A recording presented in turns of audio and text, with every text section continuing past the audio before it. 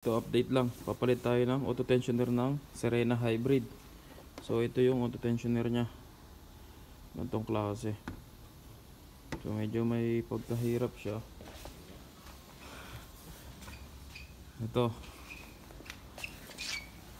kailangan nyo gumamit ng spanner na mahaba, 14. Tapos dito nyo ikakalang sa may compressor. Yan. Yan. Yan, yun yung spanner na 14. Tapos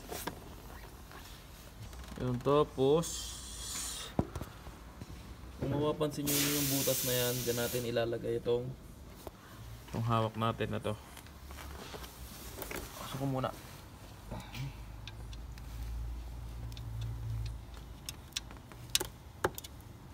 Pare, ano?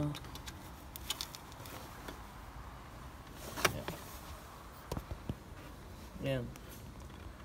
So yun, nakakabit na. So tatanggalin natin yung belt, tapos tatanggalin natin yung itong mga bolt. Kakabit natin yung pin. So yun yung pin, oh. Kita nyo ba? Doon yung pin.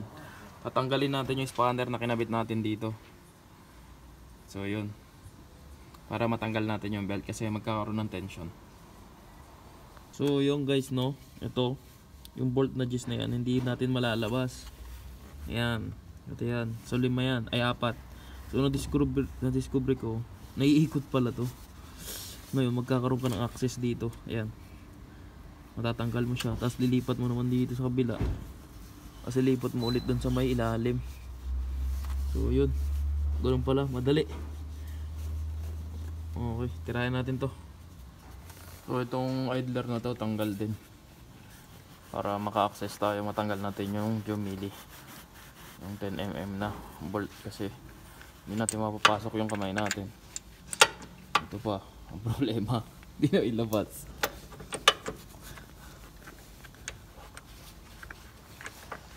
God. Yung guys, no, tinanggal natin, nilawagan natin 15. Kaso nung tinatanggalan natin, lalabas natin, tama dito sa body, sa chassis. So wala rin, walang imi yung ginawa natin. So ito, gamit tayo na ito, maliit. Tapos dito, ayun, yung gis na yun, yung may palatandaan, yun yung kukuhain natin. So ayun, no, yun, tanggal natin yung ano dito, yung idler. So nagkaroon tayo ng access, natanggalan natin yung gis doon. Ayun, tinuturo ng kamay ko. Tapos yung gis dito. So since nagagalaw-galaw natin to, magkakaroon tayo ng access. Yung gis, di makita, basta nandito siya, nasa itaas na itong water pump. So natanggal natin dalawa sa ilalim, doon naman tayo sa dalawa sa taas. Tapos tatanggal natin ito, tsaka itong nandito. So iikot lang natin to. Ayan, dito natin pupwesto para mayroon tayong access. So si dito siguro kahit ano na lang dito, yung ano, may gani na lang. Ayan, so lang siya, hindi siya ganun katigas. So di na tayo nag gloves kasi mahirap lalo, masikip eh.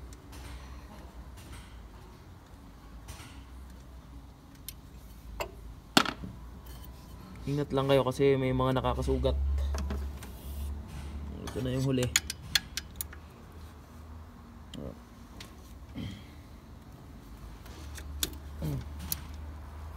Hindi siya ganun katigas. Ayan, pwede na kamayin. Ayan. Ito talaga.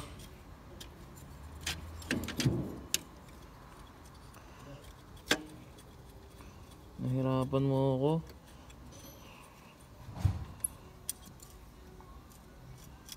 Yun. Okay. Okay. So ito yung luma. Yan ang luma. At ito ang bago. Yan. So reason bakit pinalitan to, during starting Basta once na mag-start ka, lakas ng kalampag. Tapos upon checking, ako na yung nag-check na ito kasi inunigay na sa atin to eh. Upon checking, pinay-start ko. Tapos yung tinignan ko tong tensioner kung maayos yung galaw. Maayos. Sobrang ayos. Ang lakas ng ano, play. So, lakas ng asobi. Pero dito sa bearing niya, walang problema dito. Goods na goods. Ang mahina dito, itong spring. Itong spring na to, ayun yung umihina. So, hindi siya ganong kaganda para sa akin. Kung ako lang ang tatanungin. So, yun. Palitan natin to. So, yun. Sa mga ano, gagawa na itong unit na ganito, Nissan Serena na hybrid. Na ganito yung katouch o ganito yung style. So, yun. I-upload natin tong video na to para may reference kayo at di kayo mahirapan. So, yun lang guys, no. Ingat lagi. God bless.